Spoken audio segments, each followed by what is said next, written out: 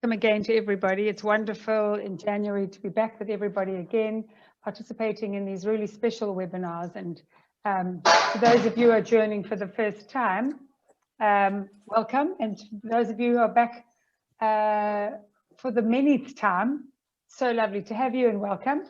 We're thrilled to have Dr. Rebecca Clifford with us this evening. And just to make the point that Dr. Clifford hasn't been well, in particular, has had a challenge with her voice box and nonetheless has graciously agreed to host this evening and to speak to us, which is remarkable. And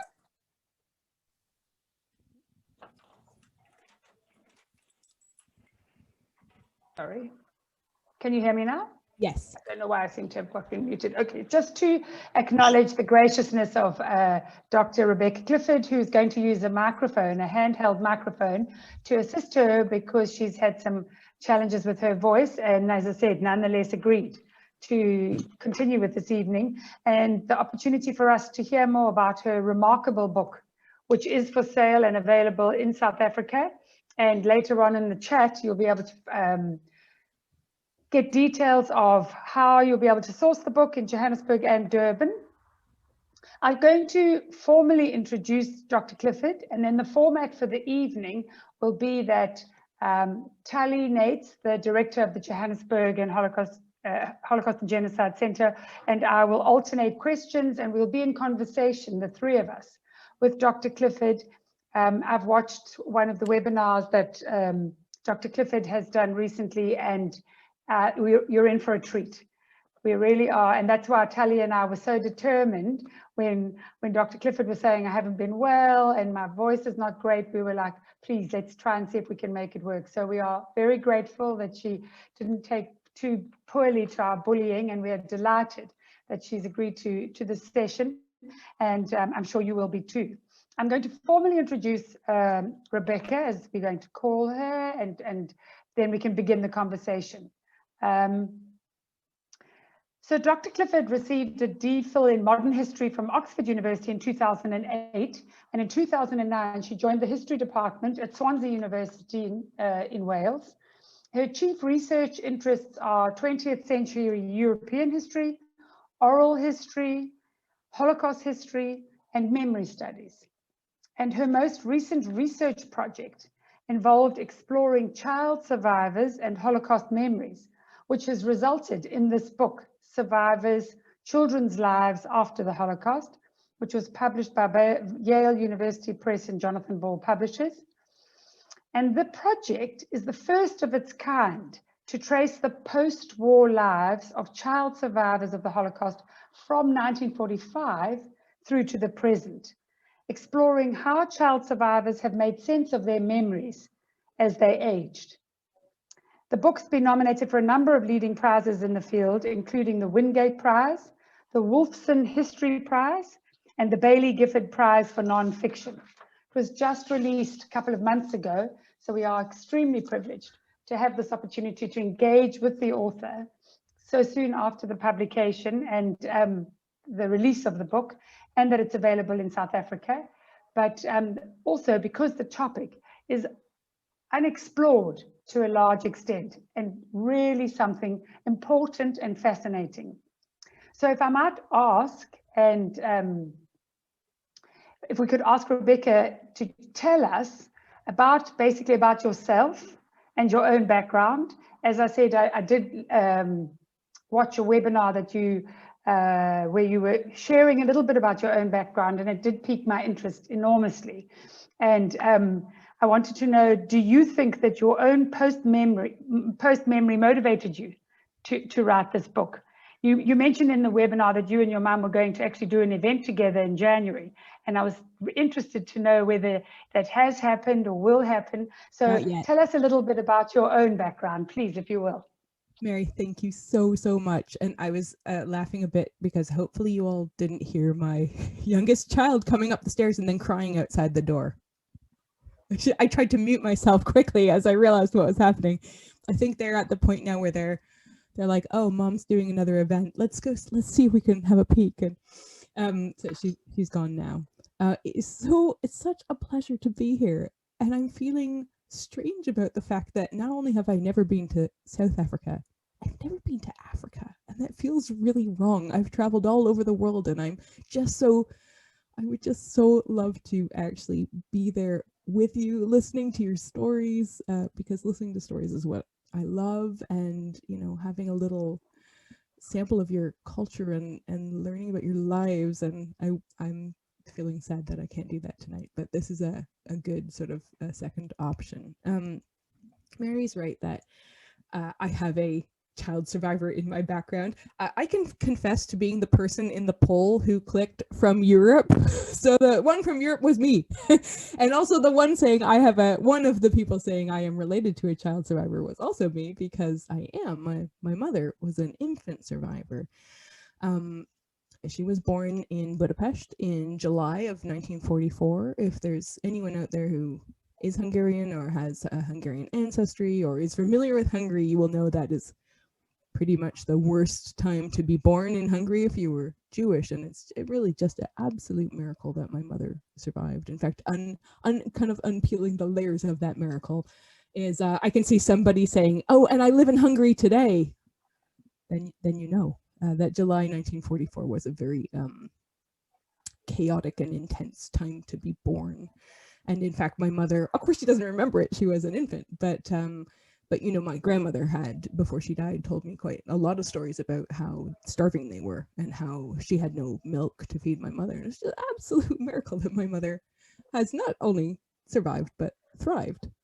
For having said all of that, however, I guess the first thing to say is that I never wanted this book to be about my family.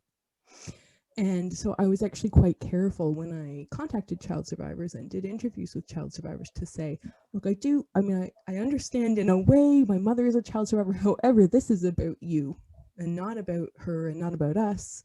And I want to hear your story without my story imposing itself in any way.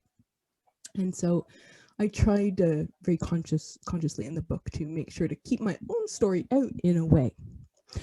That's also because actually what motivated me to write the book, okay, I'm not going to pretend that my own history is not involved in any way, however, and my family's history, that wasn't the key thing that motivated me. So I am, as Mary said, an oral historian, which means I do most of my research through interviewing people about their lives. And I love that. That's my favorite part of what I do. And I've been doing that for all my career. And I've done lots of projects on the Holocaust, and also some projects that were not really about the Holocaust at all, although it surprisingly snuck its way in. When I was a postdoctoral researcher, I was part of a big project on activism in the 1960s in Europe. And because we did so many interviews for that particular project, I started to think about how people tell their stories. And in particular, how you start your story. And if you can imagine, if I was there with you in South Africa tonight and we, I've got my microphone, if we started, talking about your life stories, if I said, Mary, tell me the story of your life, where would you start? And the truth is that we're quite predictable about how we start our stories. We generally start with our parents and the town we're from and the situation, the situation of our birth, our siblings, maybe the house we were born. And this is our origin story. That's how we generally tell it. And I started to think, after listening to doing so many interviews for this very different project, how do you tell the story of your life if you don't know where you came from? Maybe you don't know your parents' names. Maybe you know nothing about the town you came from. You don't know if you had siblings. You don't know anything about your community of origin. And in rare cases, maybe you don't even know your own birth name. But you still are a person in the world who has to go out and tell their story. So how do you do it? So that was really what motivated me. It was this kind of, intellectual question, I suppose, in a way of, how do you make sense of who you are if you don't know that origin story? So that was what guided me. But on the way, I learned an awful lot about my family, I suppose you could say. I learned a lot about my mother. Things I had never understood started to make a kind of sense after I wrote the book. And this book is, I see it as maybe you could call it one in a series. I found this topic so interesting. I think I will work on it in some capacity for the rest of my career. And one day I do want to write a book about my family, and that's another reason I've tried to hold back. But it's been enormously insightful in terms of, making sense of not just my mother, but our relationship and who I am and who my grandmother was, and the three of us in our sort of web together. And yes, absolutely life changing, I think. Amazing, amazing to hear you tell about your infant mother and, those connections. And with us today, we have few survivors, few child survivors. Such an honor, of course, to have people with us that can feel what you try to tell us. So perhaps share with us, what is the book about? And I'm very, very honored to have a copy of your book. It just arrived today at the Johannesburg Holocaust and Genocide Center's bookstore. So maybe tell us, what is the book about? Maybe, if you don't mind, to go a little bit more into the history of child survivors. Maybe give us some context to what constitutes a child survivor. Is it an age? Is it what did you look at? And what was the most surprising aspect of your research? Thank you, Tali. Okay, there's a lot there to address. So first, the question of what is the book about? The book is, I guess there's two things. What is it about and what is it trying to do?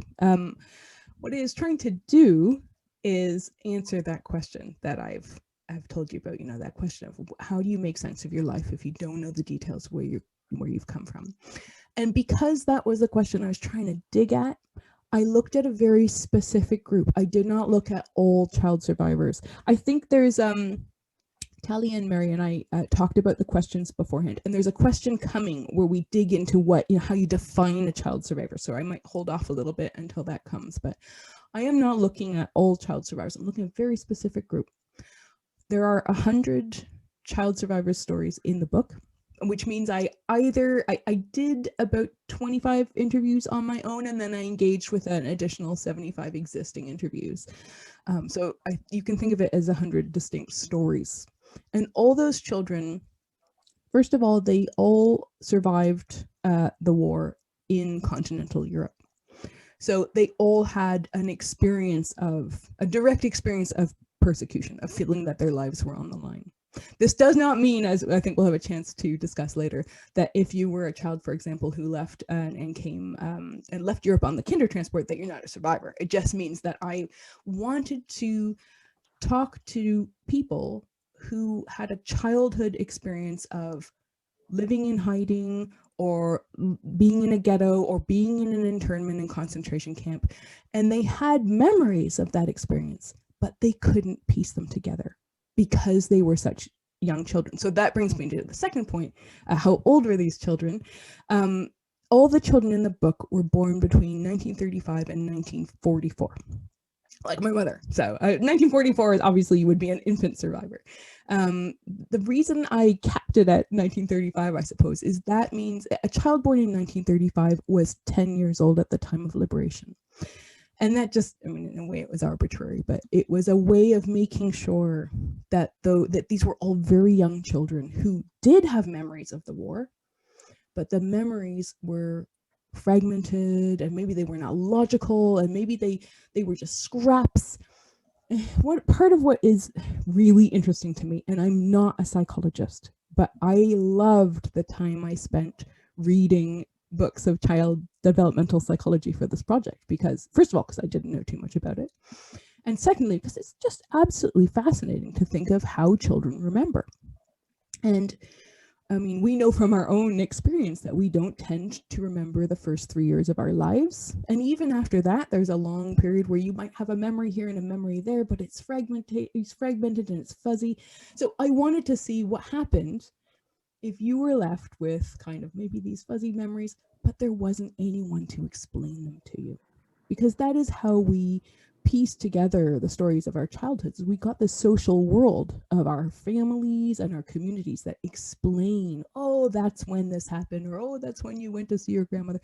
If you don't have that social net, then you can't put that together. So this is a very specific group of children. So what I did is I looked at 100 children who would fall into that category, and I traced their lives through 7 decades. So basically from 1945 to now. And what I wanted to know is, how did they start to piece that past together? And what did it mean to them at the different points in their lives? I mean, how did they think about their childhoods when they were in their 20s and their 30s and their 40s? How did that change over time? So it's very, very much a book about memory.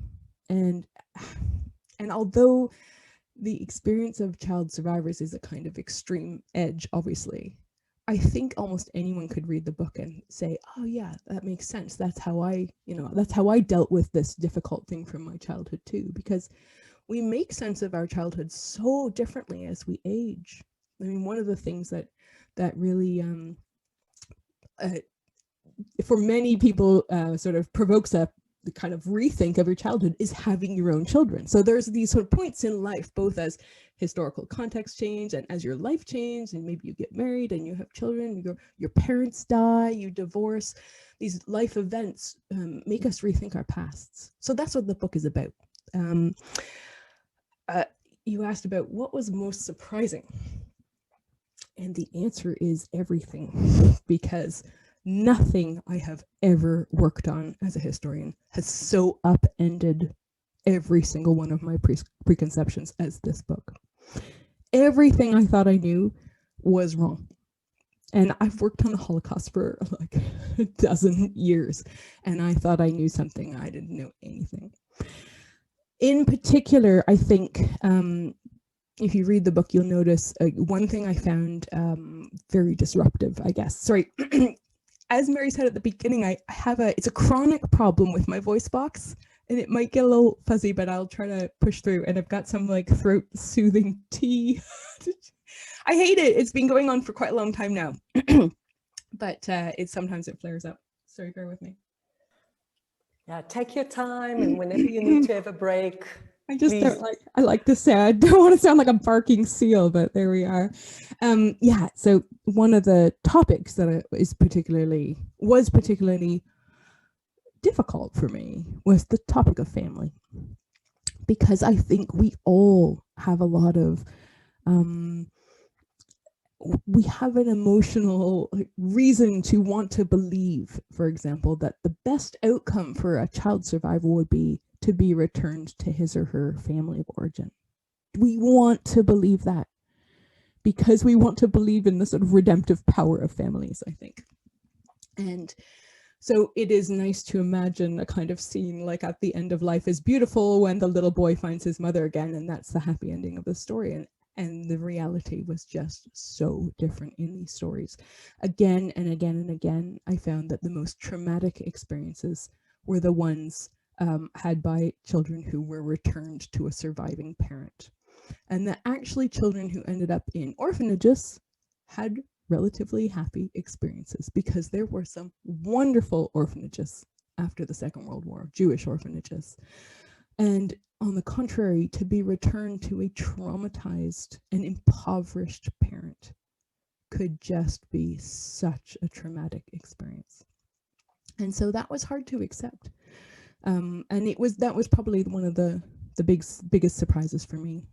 Also quite a large surprise was just how far, and a difficult one, we'll talk a bit later on about ethics, but difficult one to know how to deal with was the fact that I use, as I've explained, I use oral history in this book. I deal with 100 different interviews, but I also, for every single interview I look at, or I did, I then sort of wed that to archival resources.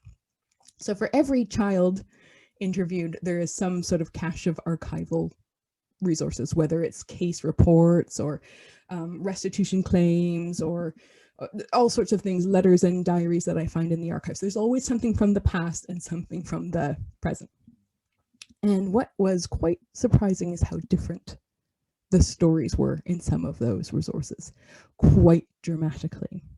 And I think we'll have a chance later on to talk about how you deal with that ethically when you've talked to somebody about the story, their own story, and then you go and find what's in the archives, and it's completely different. Fascinating, Rebecca. And you, I mean, one can see how invested you are in so many of the stories. It's wonderful. And I wondered, how do you see your responsibility to your interviewees? And in particular, the anonymity, did they give you permission to use their names, to use their identity? And also, how do you choose which stories to include? Or did you just choose 100 and include those? Or did you interview more? How did you decide, no, you don't cut this one? Or what was your, and how do you feel representing their story, the responsibility of that? You share a little bit of those. Thank you. Absolutely. So that's getting on then to that question of ethics. No project I have ever worked on has presented such complex ethical problems to me. Some of them I thought about and talked about with colleagues for years and never came up with a satisfactory answer. The question of names is a really good one. So there are huge ethical problems. If for anyone who has seen the book, which I think might only be Talia and nobody else, you'll see that I talk about the 100 child survivors in the book using their original first name, so the first name they were born with, where it is known, and the initial of their birth family name. That was a compromise that was not very satisfying, I have to say, but I had to do it. And that is because of the tension between what I see as ethically right and what archivists see as ethically right. And I'm not saying they're wrong, we're both right in a way. So I had a really interesting conversation with a wonderful archivist at the Canadian Jewish Congress archives in Montreal about this, because when they have a wonderful collection of case reports about all the children who came as child survivors to Canada between 1948 and 1952. And it's very rare that you're allowed to see, as a researcher, case reports. They tend to be embargoed, sometimes forever. The British ones, they won't be disembargoed until I'm dead, so I'll never see them. So I flew to Canada because I was so excited to see these case reports. And when I got there, of course, I had to sign a waiver saying I would never use the names of the children whose case reports I was looking at. And I said to the archivist, well, I'm going to sign the waiver because I really, really want to see this material. But it's, in my mind, there's an ethical dilemma, because what I intend to do is look at these case reports and check the names of the children and then see if I can find those children oh, someone's from Montreal. Hello. Wonderful. It was just an absolutely fantastic experience in Montreal. Many child survivors came to Montreal in that period and made their lives in Montreal as well. So in any case, I said, look, here's what I'm intending on doing. I'm going to look at the names, and then I'm going to try to find these children all grown up, and I'm going to interview them, or I'm going to see if they've already given interviews to another scheme.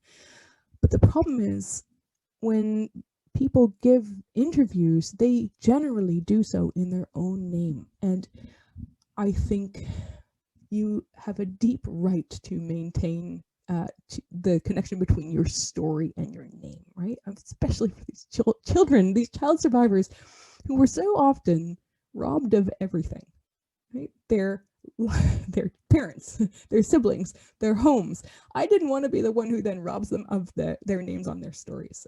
Ethically, it seems to me, if you have given an interview and you've used your own name and you don't want to be anonymous, you should have the right not to be anonymous.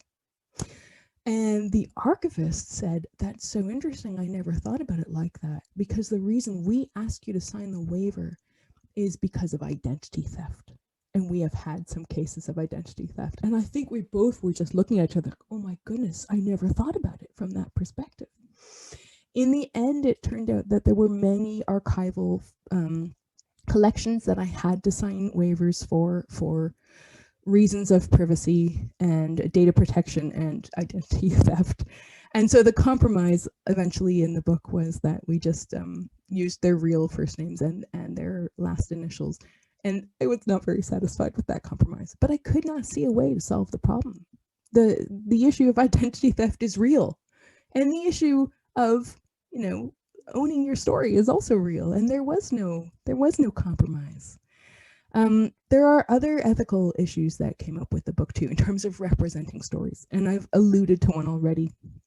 It's the problem of what you do when you've interviewed someone or you've listened to their existing interview and they've told their story, and then you go and look at the archival records and the story there isn't the same. That was a very difficult issue, a sensitive issue. The last thing I would ever want to do is suggest that someone is lying. But there are really good reasons why children had to lie about their histories. And actually, the Canadian example gives us a good one. This may also be true for the South African post-war immigration scheme, which I think had if I'm not mistaken about that scheme, it wasn't a very big scheme. I think it had a cutoff age of 12. Does anybody know? Tally's nodding. So I imagine there's quite a lot of children who lied about their age. Because if you were stuck in a DP camp and you just needed to move on with your life and you were 13, but they were only taking 12-year-olds, any of us would have lied. So the Canadian files are really interesting because in the Canadian immigration schemes, post-war immigration scheme, they only accepted full orphans. So there were quite a lot of children who lied and hid the fact that they had a surviving parent. They were aware that they had a surviving parent, but if they revealed it, they couldn't join the scheme. So they effectively they totally concocted life stories to mask the fact that they had a surviving parent. So I have an example like this in the book. But later on, when this particular man, Aaron B., he was interviewed on the Shoah Foundation oral history project, which we can maybe talk a bit about later. It's an absolutely huge oral history project with Holocaust survivors. He doesn't allude at all to the fact that he lied for years about the fact that his mother was alive. I think, well, it's a delicate issue, but any of us can understand with compassion why he felt compelled to lie, and why then at the other end of his life he might not want to reveal that he lied.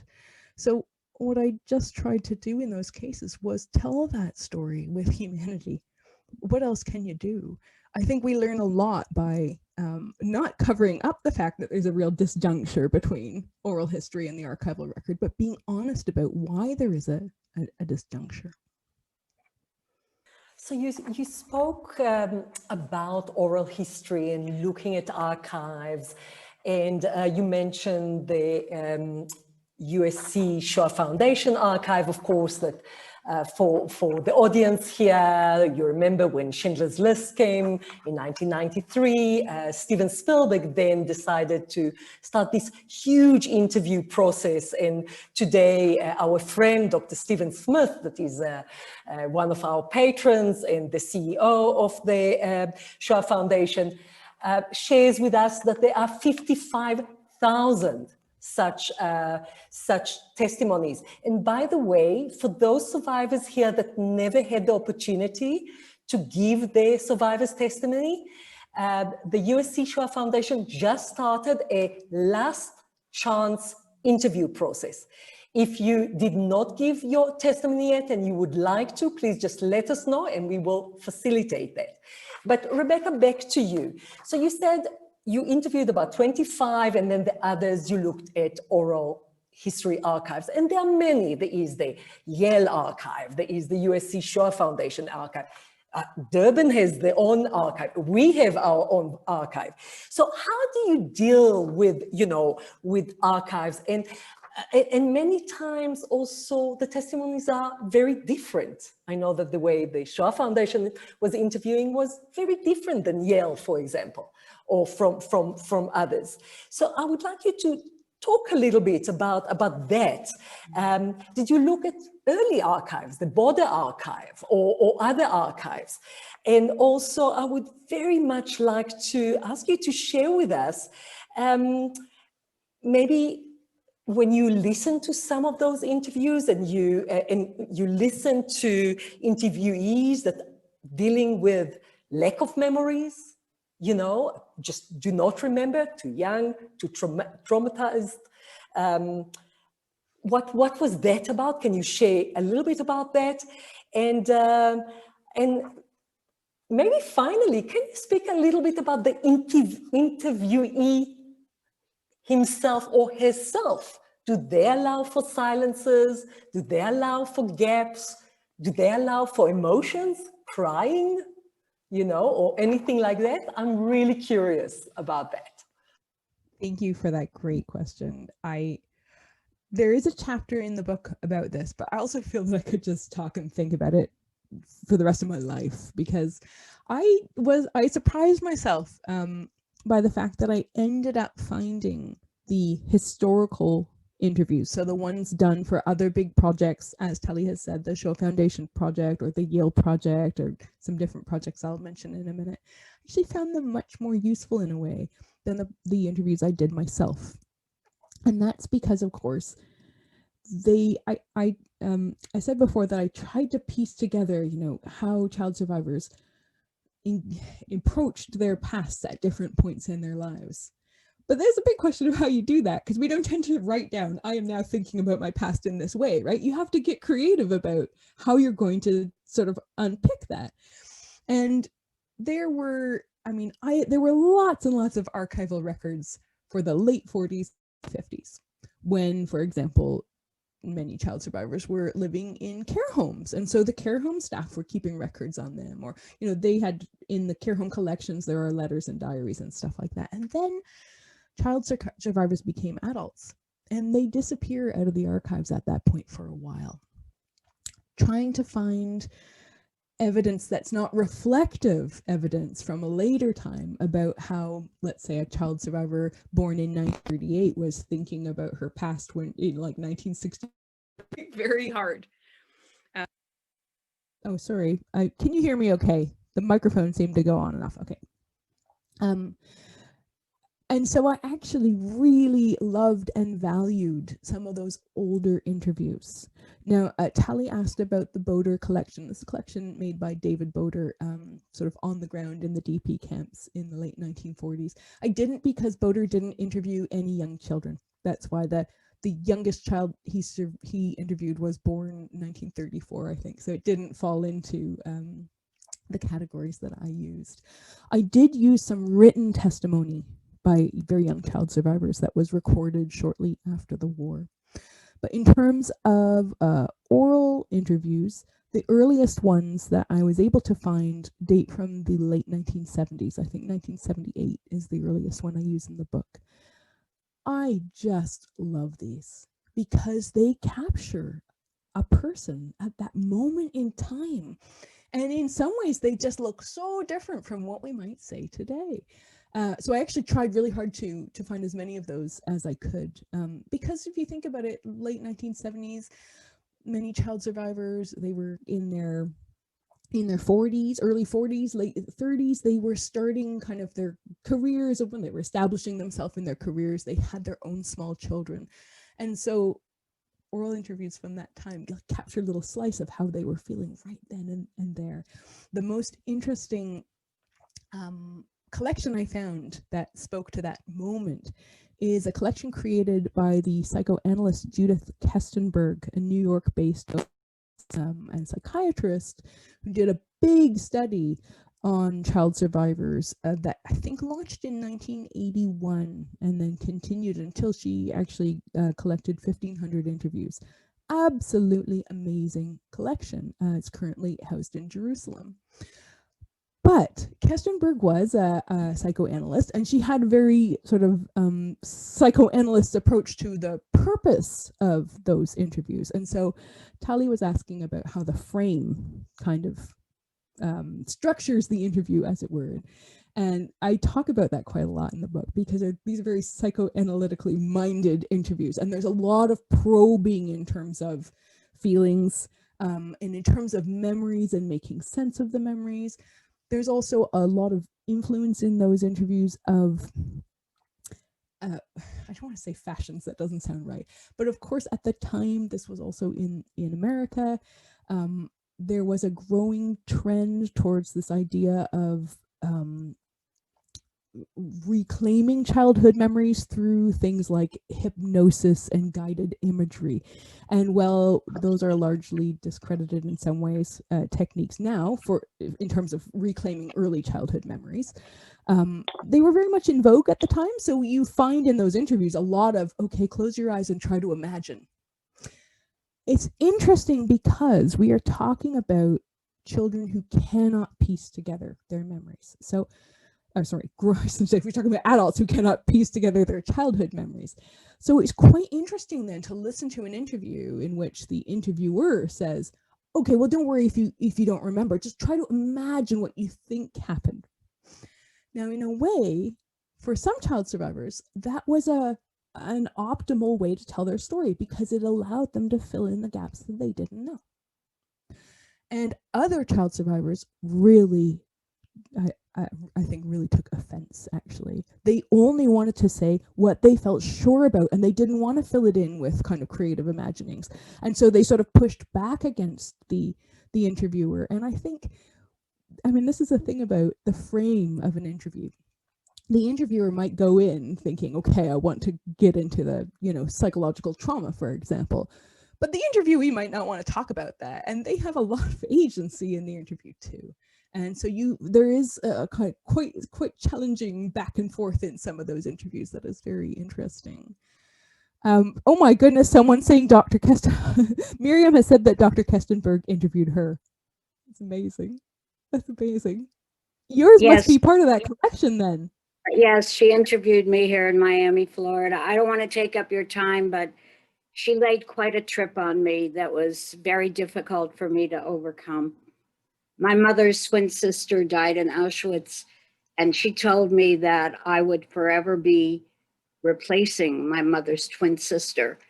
And I had to live out the past 25 years of my life before my mom died, knowing that she thought I was her sister.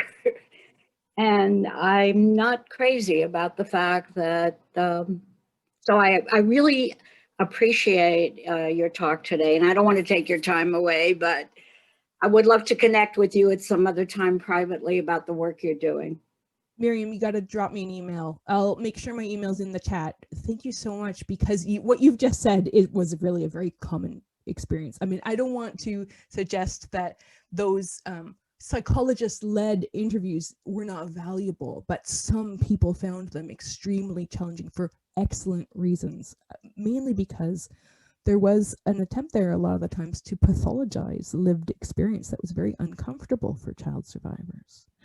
Then we get into something like the Shoah Foundation interviews, and there you've got almost the opposite problem. But I don't maybe want to say that because Tali has just asked people to come forward for the Shoah Foundation interviews. I don't want to put you off. However, the Shoah Foundation interviews, they have a very different frame. They work through a questionnaire, and that is their approach. So that means that it works better for those who were adults during the war than it does for children, because children often don't know the reason, don't know the answer to the questions. So I've got some examples in the book, examples from child survivors who settled in London. One of whom is now a really good friend of mine, and she's just absolutely irate as she's asked again and again and again in the Shoah Foundation interview. So tell me about your mother. Well, I don't know anything about my mother. And then 3 minutes later, can you tell me about your mother? Well, no, I just said I couldn't tell you about my mother. And then again later, can you tell me anything? And she just finally burst like, no, I can't tell you about my mother. I don't know. Stop asking me. And the thing is that kind of checklist, that questionnaire approach to interviewing, can be so traumatic if you're a child survivor who doesn't know, where there's so many gaps in your own knowledge, because it exposes it and makes it unbearable. We all have an impulse when we tell our stories to make them make sense. And so I think that was was and remains in many ways a challenging format.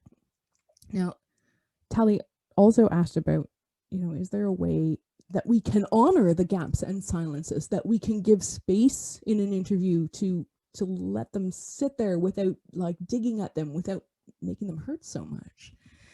And I think the answer is yes. but I'm not sure that in my own interviews I did that deliberately. I think I ended up doing it a little bit by accident. So I can explain that by telling a story of one of the child survivors in the book, Sylvia R. I interviewed Sylvia in Washington, D.C. in 2015. And since that interview, she's gone on to give regular talks at the United States Holocaust Memorial Museum. She's an absolutely great speaker. And she always kind of tells her story the same way. She had this experience, oh crikey, I haven't told Sylvia's story in so long. She was living in a ghetto with her family. And there was a raid one day on the ghetto. And her father said, right, I got to get you through this. They went to the cemetery and he dug a hole. And he said, get in that hole and don't come out until you're sure it's safe. So she lay down in a grave, basically, and he covered her up. And she lay there, I can't remember how long, it was a long time for a child to be alone in a grave. And she always talks about this as the worst moment, because after that, she had nightmares. After that, she really felt afraid. And so she kind of, her story pivots on this worst moment. But when I interviewed her, I had a different approach because I didn't ask the people I interviewed to tell me about the Holocaust. I asked them to tell me about their lives since 1945. And a lot of them were really surprised, but of course that's what the book is about. And sometimes they said, well, come on, why do you want to know that my life's not that interesting? I said, oh, for me, it's really interesting. So just to bring people around to accepting that their post-war life was what I wanted to hear about was quite a challenge in some cases. So with Sylvia, I said, well, you know, tell me about what happened to you during the war, but that's not why I'm here. I want to know about your life since, all of it, right up to the present. And so she told that story. She said, well, there was this moment in the grave. But unlike all the other times that she's told her story, she said, but you know, that wasn't the worst moment of my life. Oh, really? What was? Oh, the worst moment of my life was when my husband died. And I love that story because in a way it's such a quotidian experience. If we live long enough, we will lose our partners. We will see the people we love die, not in the Holocaust, but just through the regular process of death. I thought it was such a radical way to tell the story because she was reminding us that, you know, what she lived through in the Holocaust wasn't necessarily the worst thing that can happen in a human life. That might actually be a much more sort of regular thing. And I think it was just because I asked about their post-war lives that there was room for a different kind of story. And so I would say to anybody who wants to go and do interviews, just leave room for the interviewee to tell a different type of story or ask for a different type of story. You'll be amazed. And people can be quite resistant. Why would you want to know that? It's not.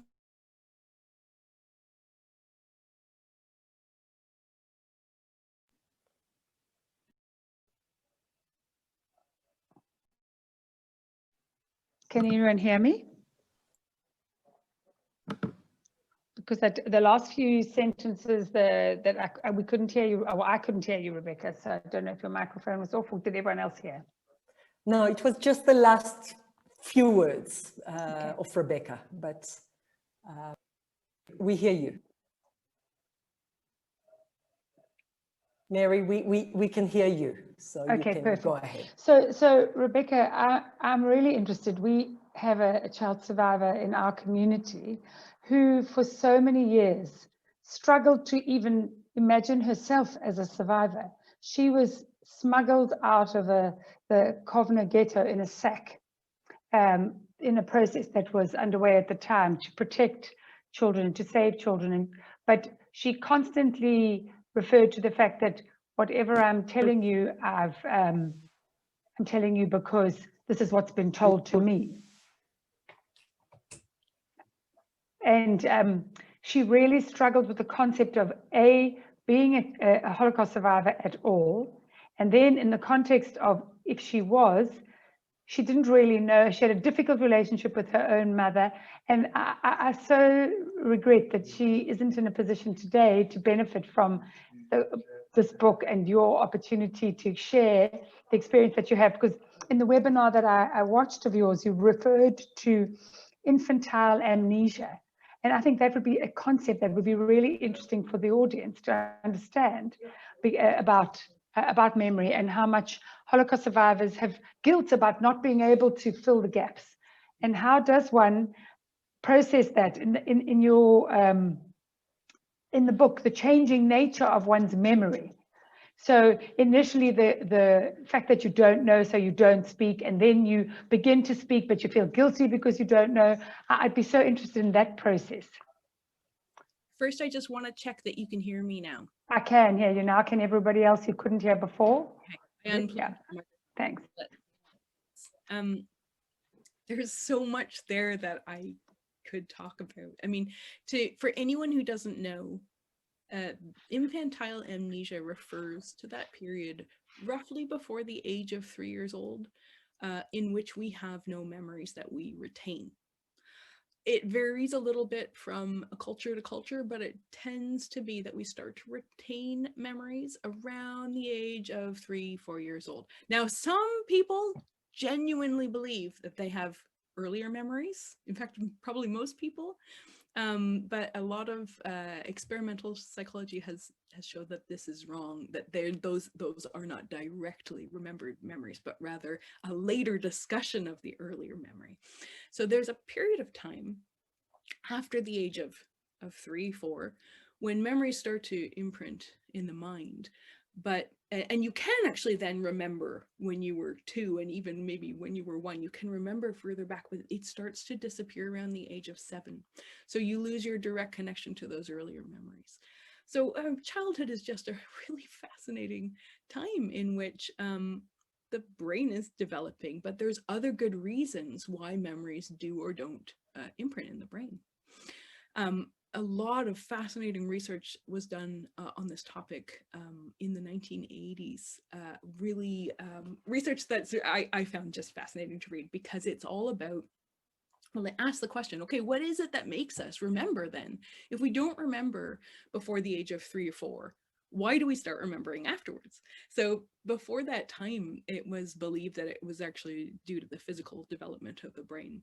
But there were a number of quite radical thinking psychologists, experimental psychologists, who started to show in the 1980s and 90s that actually it had more to do with 2 things. The first one was language acquisition. So there's something about the process of learning a language that helps memory to imprint in the brain. And the second one, connected, was the learning of how to tell autobiographical narrative. I mean, for an oral historian, that's really mind-blowing. So basically, you can't remember things from the time before you knew how to tell your life story. Wow, such an amazing thought. And how do you learn how to tell your life story?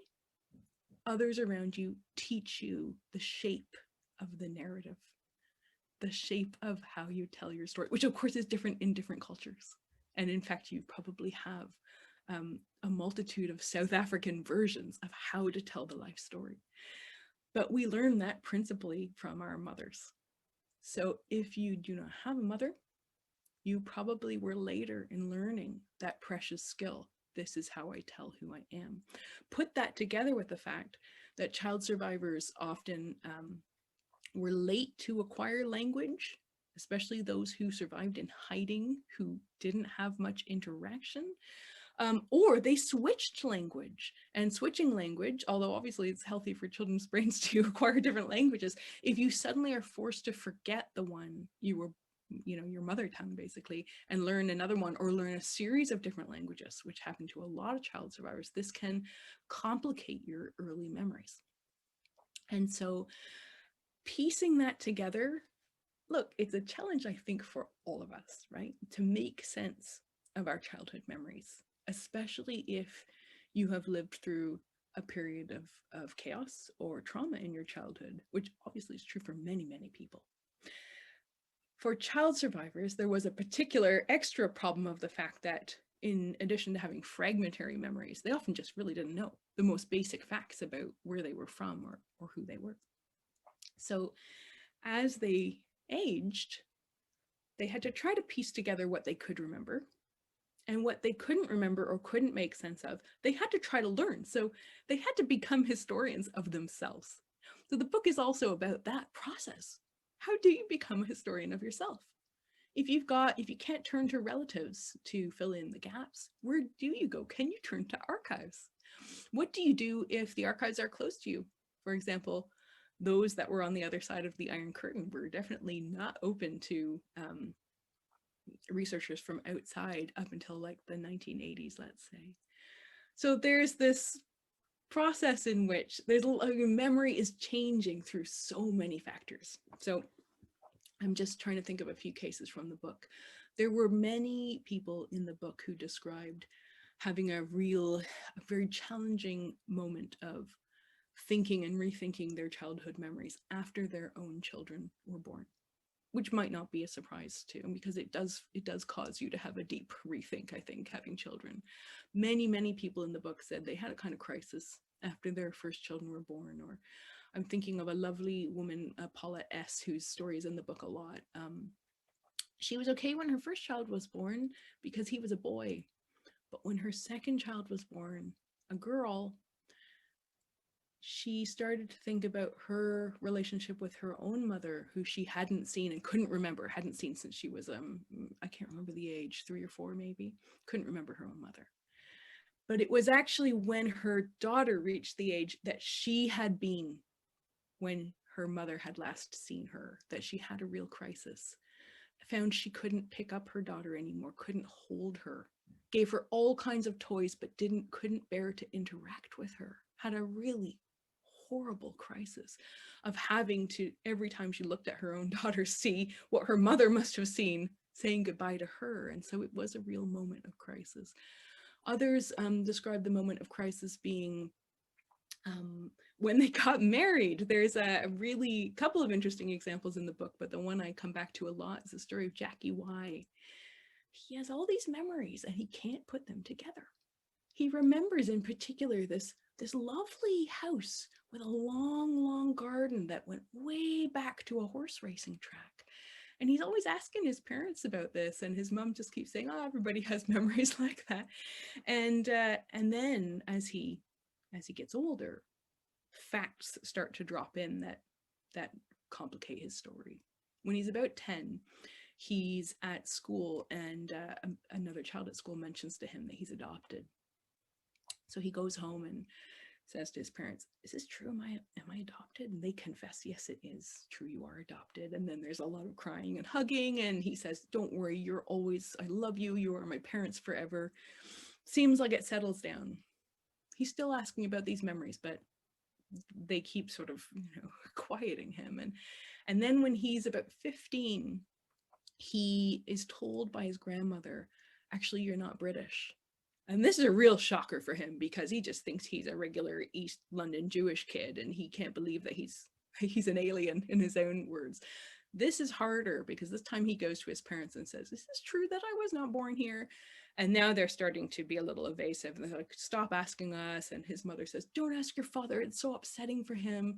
So now Jackie's sort of pushing against his parents. And this was a very common experience in survivor households when child survivors became teenagers, that they started to push on, they wanted to know who they were, and they started to push on this boundary. I mean, it's something teenagers do anyway. And there was a kind of confrontations happened in a lot of families. But for Jackie, it finally blew up when he got married, or when he went to get married, because he wanted to get married in the shul. And to get married in the shul, you have to show that you're Jewish. So he goes along to the shul. I'm trying to remember which one it is, but anyway, it's in London. And he's there with his mother and his fiance and his fiance's mother. And the secretary says, okay, well, we need to see proof that you're Jewish. And his mother said, you don't need that, just take my word for it. And the secretary said, no, I must have it. And so Jackie's mother said, okay, I've got something in the safety deposit box, I'll go get it. Jackie's thinking, what on earth is going on? So his mom goes, she comes back with a piece of paper and she hands it over to the secretary. And the secretary says, okay, that's fine. And as the secretary's handing it back, Jackie grabs it and learns for the first time that he was in a concentration camp, which he had no idea about. And there's this just explosion of rage, actually, that his parents didn't tell him, and they're screaming at each other and crying. And finally, it's around the same time, finally, he gets his father, he knows he's adopted. Now he knows it was in a concentration camp. He was in Theresienstadt. He gets his father he's asking, where was I before you adopted me? And his father says, well, down in this town called Lingfield. So he ends up with his fiance driving down to this town, Lingfield in Surrey, a little tiny town, famous for its horse racing track. And they're driving along, and suddenly he just sees the house with the beautiful garden sweeping down to the horse racing track was the orphanage where he was adopted. And suddenly there it is, his dream come into life. And I just love Jackie's story because it says something about how those memories are there. They're kind of banging away like incessantly in all of our brains, actually, except here he's up against these parents who won't, for their own legitimate reasons, at least legitimate in their own minds, they wanted to protect him. They didn't want him to know. And so they wouldn't tell him, but the memory was there. And all of a sudden he realized, it wasn't a fiction, it was true. It was the place where he had lived. And this, he tells his story beautifully, so I write about it a lot, but that was not an uncommon experience. And so I think it's that story of how you piece it all together. For many of the children in the book, they still haven't pieced it all together. Jackie hasn't pieced it all together. There's things he desperately wants to know that he never will. Many of the child survivors I'm closest to, because we talk quite often on the phone and I go and see them, are the ones who live in London. And for so many of them, they are now at the point where after many years of research, archival research, and just trying to find out anything, now they have to admit, I will never know anymore. And that's a hard thing to come to as well. So that is so fascinating, and really I hope that everyone will come and buy the book and read all these fascinating stories. And I have so many other stories, other questions that I want to ask you, but maybe let me lead the last question and connect it to one of Miriam's questions. So if I can ask you about what Miriam is asking, what about those child survivors that did not recognize themselves as survivors? They said, we're not survivors because they were not in ghettos or in camps. And you talk a lot about not only those that did not consider themselves as survivors, but also those that others did not consider as survivors. And we have it in our community in Johannesburg, where some will say, no, but you were just a refugee, or you were just in hiding, or you were just in, and all those things that come through.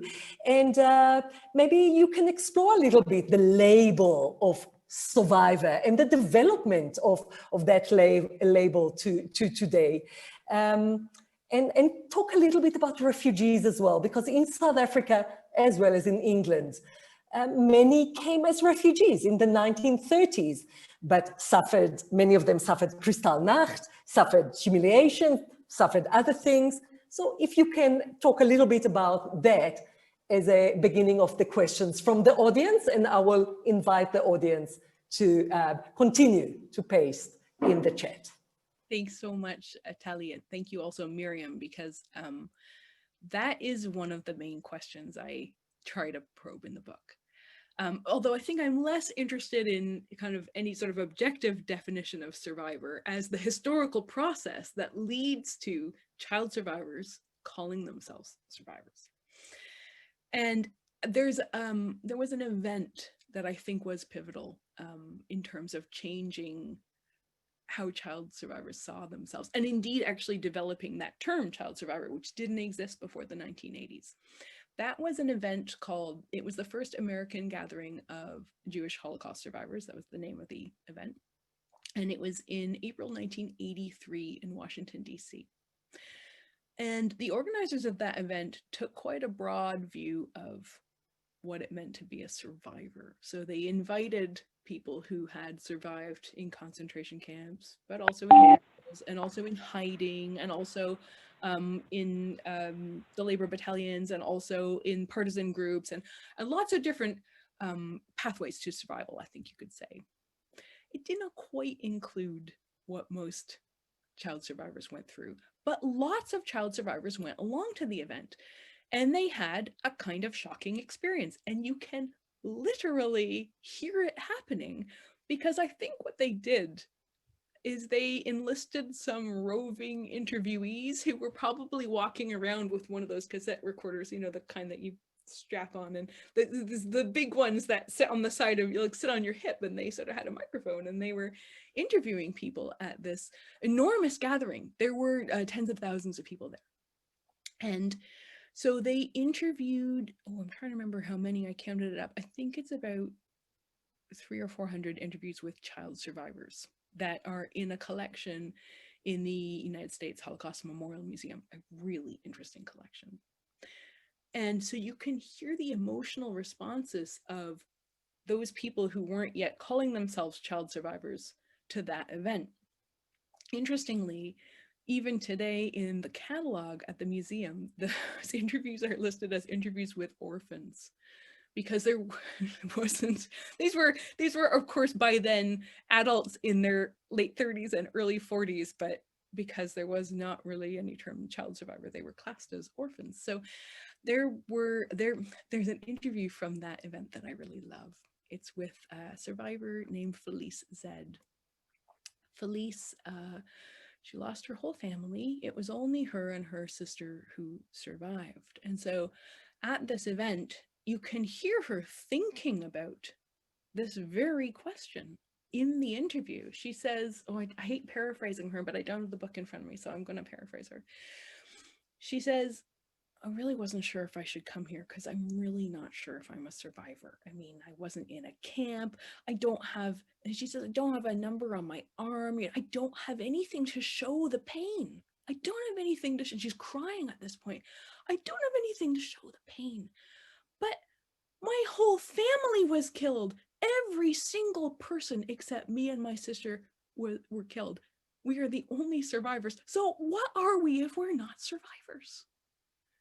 Which incidentally is my own baseline approach to who constitutes a survivor, because I think that's a really good way to sum it up. If you have survived and the rest of your family was killed, you have to be a survivor, because what on earth else are you?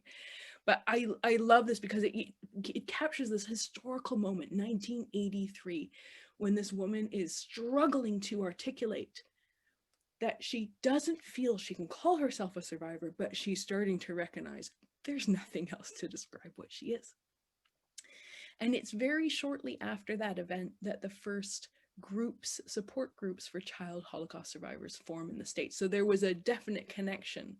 And then they spread out across the world. And of course, there are support groups for child survivors in almost every continent now, and there are hundreds of them. But it was a very difficult process, I think, to accept for child survivors that they could call themselves survivors. So Felice, again, at this event, she encounters a lot of older survivors, and she narrates them in her interview. She says, well, I keep meeting people and they say, oh, you're not a real survivor. You weren't in a camp, or, you didn't have this experience, so it doesn't count. And how awful, how painful that was for her, because it was such a negation of what she keeps saying, I don't have anything to show for the pain. So I think that the fact that then this term, this label, child survivor, emerges on the back of that event was a really important moment, because it's not because child survivors weren't survivors before, of course they were. It's that they start to then move from an individual wondering, is it okay if I call myself this, to a collective recognizing we are this. And that sense of a collective identity, that we've got a collective story, that it's bigger than just one person struggling, that is a very powerful moment. It is also a moment that really causes a lot of people to rethink their pasts. So I see it as a pivotal moment, but it's also very interesting to remember that in 1983, to be a survivor in the more conventional sense didn't mean what it means now. And I was very struck in reading through a lot of the newspaper reports on that event that happened, April 1983, how I wish I could have been there. That a lot of older survivors, so those who were adults during the war, went to the event, and they were accompanied by their children who were born after the war, so second generation children. And there were a lot of interviews with sort of reporters from the national newspapers, and a lot of people saying, this is a very, I mean, it's lovely to be here where everybody's a survivor, because, you know, out and about in the world, people don't have such a good view of survivors. You know, they think, they assume if you survived, you must have done something bad to survive. I think we have so lost that idea that it's quite difficult for us to put ourselves in the mindset of like the 1970s and 1980s and remember that there were a lot of assumptions about survival in the Holocaust. One of them was that you must have had to stoop in some way morally in the camps to have survived. Of course, now we know that that is not the case, although it was sometimes the case, and we see it in a different light, right? We see it in a different light now. But it was a difficult label to want to take the mantle of, I suppose, at the time, because it was really fraught. So it was a very a challenging and painful process, but also a very important process for child survivors to say, I'm a child survivor. Also interesting to know, I didn't know this until I worked on the project, that in terms of second generation, who of course were born after the war, that they're having discussions about their own experiences 10 years earlier. So again, in the United States, in Boston and New York, the first support groups for second generation children start to form in 1975. And it's partly because of that, I think, that child survivors find that they're caught between, well, okay, I'm not an adult survivor, but I'm not a second generation survivor. So what am I? And there's a need in that context to say, okay, I'm going to call myself a child survivor. But you also asked about refugees or those who came on kinder transport schemes, for example, before the war. In my own mind, of course, I don't talk about those stories in the book, but I think there's probably way more similarities than difference, because I do talk about in the book the way in which that fragmented memory and that kind of those gaps in your narrative and those gaps in yourself affect you for life. And that's just as true for kinder transport children as it is for children who are in continental Europe during the war, because they too may have lost their families of origin, their home communities of origin, their original languages. The parallels are quite striking. And I mean, certainly in my own mind, I would never hesitate to call them also survivors. Thank you so much. So there are a few questions, if people can bear with us for a few of the very interesting questions. One of them from Marilyn Hallett came via email, and she's saying, my mother was Israeli from Tel Aviv, my father a British Army officer.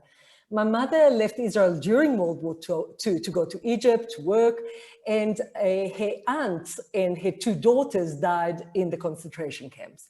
I've heard recently from my cousin who lives in Denmark that as a youngster, he would regularly find my grandmother crying, and she would tell him that she was mourning her sister and two nieces.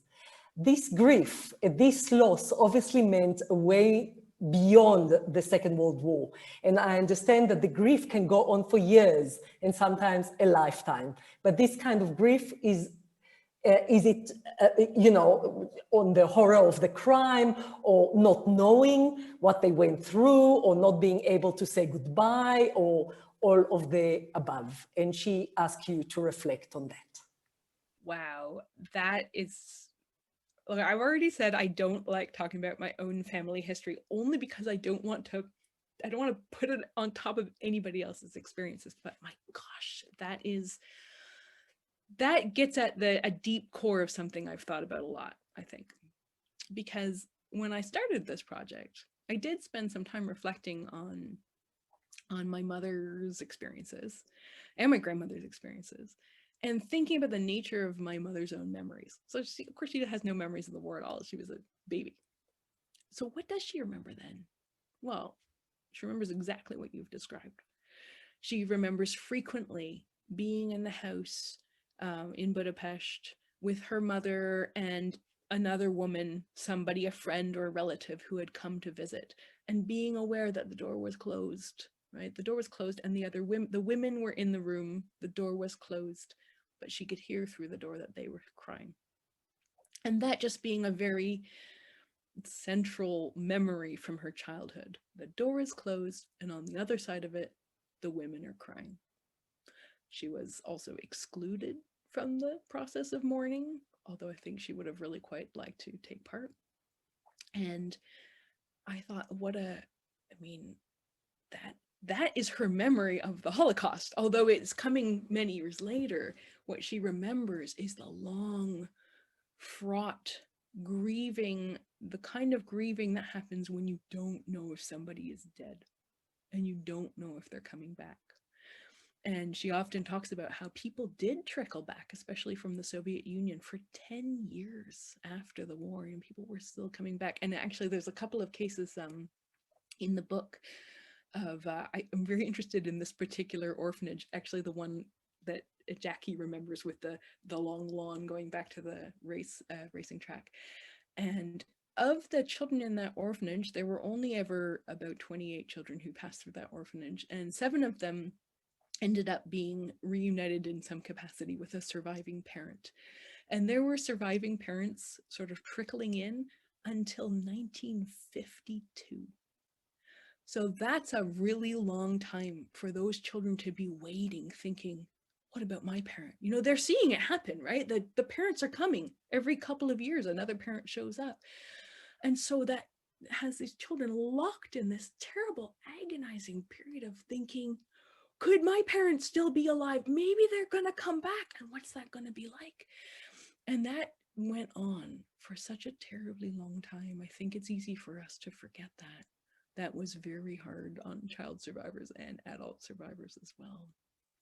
And so I think the memories of grief from that period, which stretches on, are part of those families' memories of the Holocaust as well. So that's great.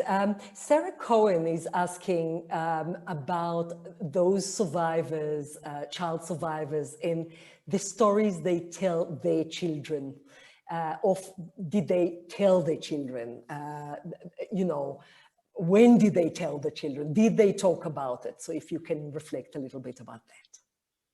It turns out that there's no clear answer to that. And that caught me by surprise too, because I think we always tend to assume that what our family does is the normal process. And I was actually delighted to learn that my family is very abnormal in a lot of ways. And I mean, my mother, you know I've told you a little bit about her story that I've pieced together, but she has never been all that comfortable in talking about this. And she has certainly never sat down with me and said, here's what happened. My grandmother also was extremely resistant to talking about the Holocaust, and only did so at the very end of her life. She died when she was 100. She knew she was going to die because in Canada you can choose to end your own life, and she did. So we had a really remarkable series of rich conversations before she died through assisted suicide, effectively, and that was amazing. But she did so because she realized that I really cared, and I had actually devoted my entire life as a historian to researching this. And she said many times, okay, you're the one I'm going to tell because you really want to listen. So we sat down and did a lot of long interviews, and I recorded them. And as I say, one day I really would like to write a book about that too. But there is such a range of experience in families. So there are families like mine where nobody talks about it until very recently. There are families where nobody wants to talk about it point blank, but there are also way more families than I realized that have always talked about it, not necessarily in ways that are good. there were many child survivors who described being returned to their traumatized parents who could not stop talking. And actually then there was a process where the children needed to shut it out because it was so traumatizing. And there were many child survivors in the book who then later on, after their parents had died, wanted to reconstruct their parents' Holocaust experiences and found they couldn't remember, even though, for example, there's one, Saul A. His father told him again and again and again about his experience in a whole range of different concentration camps. But when it actually came time for Saul to try to recreate that, he said, I don't know what camps he was in. I can't remember, I've shut it out.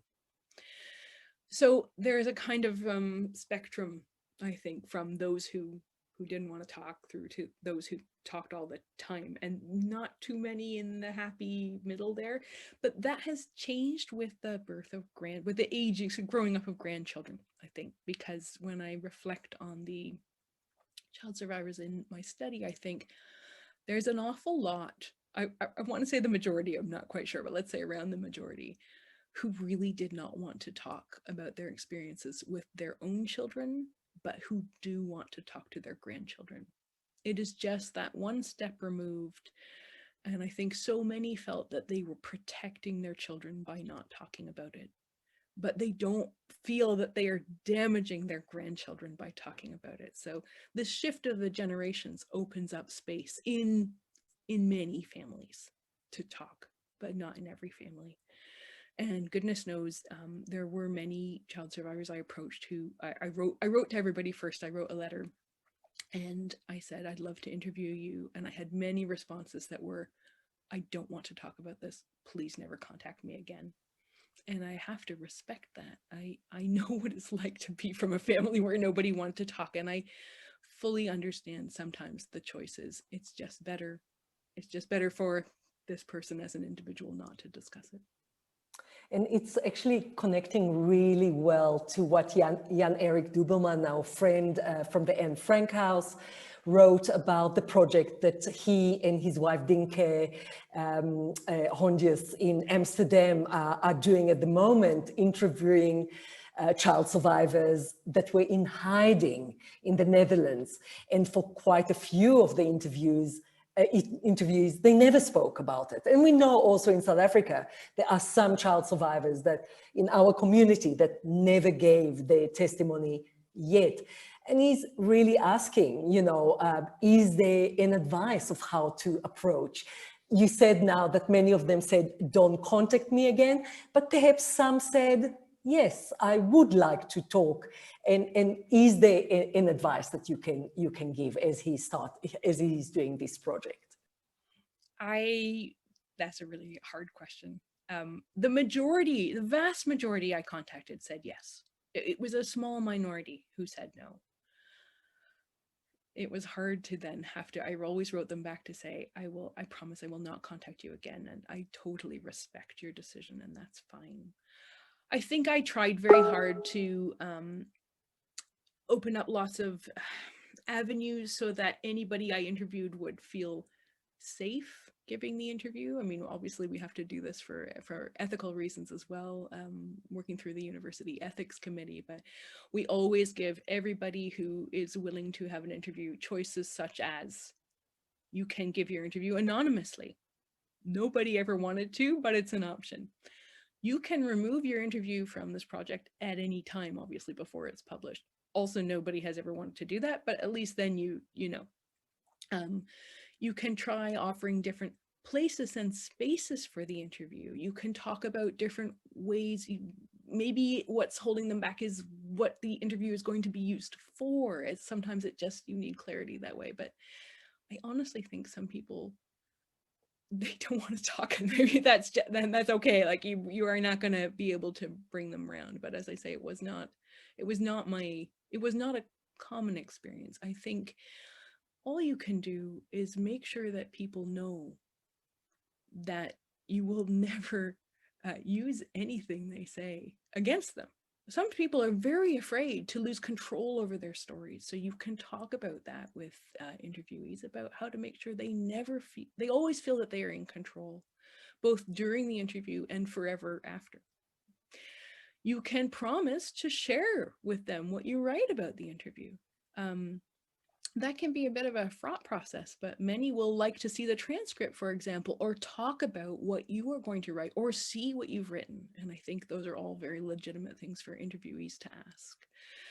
And you can make sure that they know that you see their story. I keep saying this story with humanity, but you see their story with humanity. You will see them as a human being with a vital story to tell, and they will always be in control of the process. You will not go in with your questionnaire of questions, but will let them tell the story they want to tell. And afterwards, you will talk to them about what happens. And I think that's the best you can do. There was a woman I would have really loved to interview. And I wrote to her to ask if she would be interviewed, and her husband gave me a ring. He said, she can't talk about it, but I'll tell you about that, because she wants to help you. She wants to be included. She wants to be part, but she literally can't talk. And so then actually her husband and I had many long chats on the phone, and I didn't use that material in the book, but I think about it a lot, because in so many ways I feel very connected to her story. It breaks my heart to know that she can't speak about it. She can't. No words will come out of her mouth. He told me that so this is a child survivor who was in Auschwitz, and she then was brought on a scheme to bring child survivors to England. She came to England, and eventually married an Israeli and now lives in Israel. And she would tell him when they were first married that she really couldn't remember too much about her childhood. She did not tell him about Auschwitz. He only learned that much later. But they obviously spoke English, and I mean, she did say, I was born in Czechoslovakia, but she couldn't remember Czech. And he would ask her and tease her about it sometimes, and she would say, no, I don't remember. And then after they were married, she would scream in her sleep. And he didn't recognize the language, but he realized it was Czech. In her waking hours, she could not speak Czech, but in her dreams, she could. And somehow I see this as connected. Like, there's something there that stops her from speaking, but she still wanted to be a part. I'm sorry, that's a not very good answer, Jan, because I don't think there is a good answer. I think all you can do is reach out with empathy and kindness, which I'm sure is exactly what you are already doing, and make sure that anyone you interview feels that they will always have some, creative control, because an interview is something you make together. Yeah, it's a collaborative effort, and that is the best you can do. Or if anyone has other great ways that they've gotten around this problem, please share them, because that's what I've done. Oh, and thank you so much, Rebecca. I mean, there are a few other comments and questions, but sadly, we are running out of time. So I think that was actually a really candid way and a very touching story and to end with. And I invite everyone, please, to buy the book. It is available already at our Easy's Cafe and gift shop. And if you will call or email the Durban Center, you will be able to get a copy in probably the next few days. And for all the others from overseas, Kindle, Amazon, Yale University Press, Jonathan Ball, of course, all those partners, wonderful partners. Rebecca, just from all of us, thank you. Thank you so much for sharing with us your research, your passion, your personal connection, and your dedication, I think, to this not an easy topic, but done in an absolutely sensitive and wonderful way. And I cannot wait to finish the book that I just got, and we'll be in touch with you, of course, after that. Thank you to the teams at the Durban Holocaust and Genocide Center and the Johannesburg Holocaust and Genocide Center, and to all of you for coming tonight. And please, will you join us next week, because it is Holocaust Commemoration Day on the 27th of January. And we have an amazing commemoration with survivors, with keynote speakers, candle lighting, and a keynote address by the expert in the world about the Holocaust in Africa.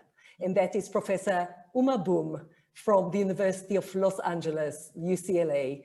And he will speak about unknown concentration camps in North Africa. So we are very much looking forward to seeing you next week, 27th of January, at 7 o'clock. Rebecca, thank you very much. Thank you, really. And thank you so much. And could I just be cheeky and ask if we could put Rebecca's email in the chat? Would you mind, Rebecca? Because there are a couple of people who, would you do that? Yep. I know that Eric from Amsterdam would like to maybe reach out, so. Also, and Miriam, that would be great. Oh, wonderful. Please drop me a line. At the moment, I will just warn anyone who's writing to me, if you don't know about the situation in Britain, but I'm sure you do, that all is utter upside down chaos in Britain. Our children cannot go to school, and we're starting our teaching term next week. So I might be a little slower than I normally would to answer, but I will love to get your email. And just thank you for coming, and thank you for inviting me. It's been such a pleasure. I could see all your questions coming in on the chat, and I know we only answered a couple, and I wish we could talk all night. So we will send you. Thank you so much, Rebecca, and thank you for stretching your voice and feel better. Let's get a little croaky. Take care, we will send you the chat with all the rest of the questions. Good night, everyone. Good night, Rebecca. Bye-bye.